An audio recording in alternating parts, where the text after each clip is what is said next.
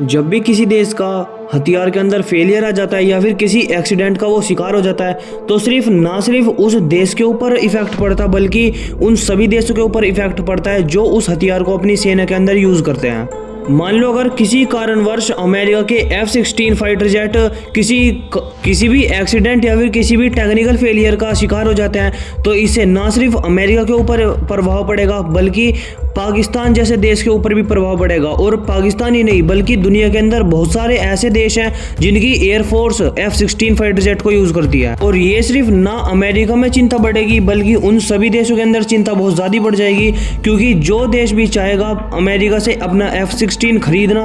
America से तो वो पहले इसके ट्रैक रिकॉर्ड को चेक करेगा। वो हथियार जब किसी भी देश के अंदर एक्सीडेंट या टेक्निकल फेलियर का शिकार हो जाता है तो वो देश और उस देश की कंपनी जो उस हथियार को बनाती है तो वो दोनों एक साथ इन्वेस्टिगेट करते हैं और एक साथ फेलियर का पता लगाने की कोशिश करते हैं और ये क्लैरिफिकेशन भी देते हैं कि जो और देशों ने ये हथियार खरीद रखा है उनको डरने की बिल्कुल चिंता नहीं है, क्योंकि इसके अंदर कुछ मेजर इफेक्ट नहीं पड़ा था। और जो भी इन्वेस्टिगेशन में पता चलता है उससे एक फाइनल रिपोर्ट तैयार करती हैं और इसी रिपोर्ट के अंदर उस वेपन के फेलियर का और टेक्निकल इशू का कारण बताया जाता है। और अगर वो कारण कोई बहुत बड़ा कारण और मेजर कारण होता है तो फिर उसकी वजह से जितने भी और देशों ने खरीद रखे हैं ऑलरेडी F-16 फाइटर जेट तो उन सभी को ग्राउंड करा जाएगा और उन सभी के अंदर चेक करा जाएगा। अब यही चीज़ आज के टाइम पे भारत और अमेरिका के साथ भी हो चुकी है। तो अमेरिका का एक मेजर डिफेंस इक्विपमेंट है उसका भारत के अंदर कल एक्सीडेंट हो चुका है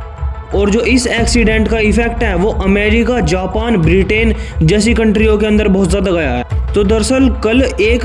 MQ-9 सर्विलेंस ड्रोन एक टेक्निकल इशू की वजह से एक एक्सीडेंट का शिकार हो गया है और इसको सेफली हमने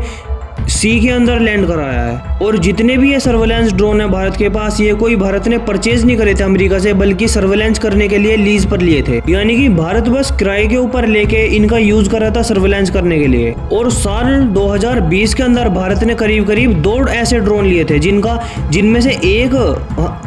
एक्सीडेंट का शिकार हो चुका है और करीब 31 से 32 की संख्या में भारत अमेरिका से एक डील करना चाहता है इन ड्रोन की और इसीलिए भारत अमेरिका से नेगोशिएशन भी कर रहा है इस डील के लिए।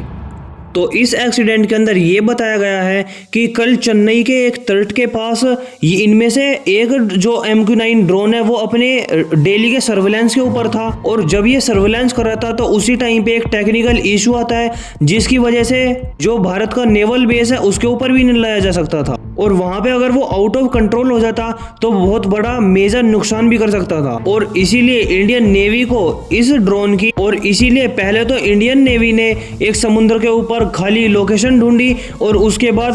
समुद्र के ऊपर ही लैंड करा दिया इस ड्रोन को। और जो बड़े बड़े प्लेन्स होते हैं वो भी अगर आउट ऑफ कंट्रोल या फिर किसी टेक्निकल इशू की वजह से लैंड नहीं हो सकते तो उनको भी ऐसे ही समुद्र के अंदर लैंड कराना पड़ता है जैसे इस ड्रोन को कराया है। और जहां पे इस ड्रोन की लैंडिंग कराई गई थी अभी तक इंडियन नेवी ने इस ड्रोन को रिकवर नहीं करा। जहां पे इस ड्रोन की लैंडिंग कराई गई थी इंडियन नेवी इस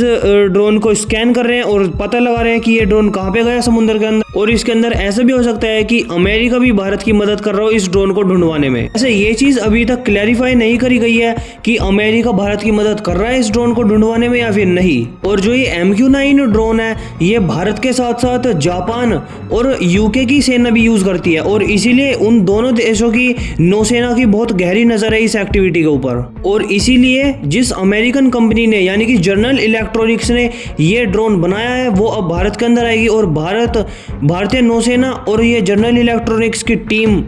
इन्वेस्टिगेशन करने के बाद ये पता लगाया जाएगा कि इसके अंदर क्या टेक्निकल इशू आया था। बाकी इस न्यूज़ के ऊपर आपका क्या व्यू पॉइंट है वो कमेंट सेक्शन में ज़रूर शेयर करना और लाइक और सब्सक्राइब ज़रूर कर लेना।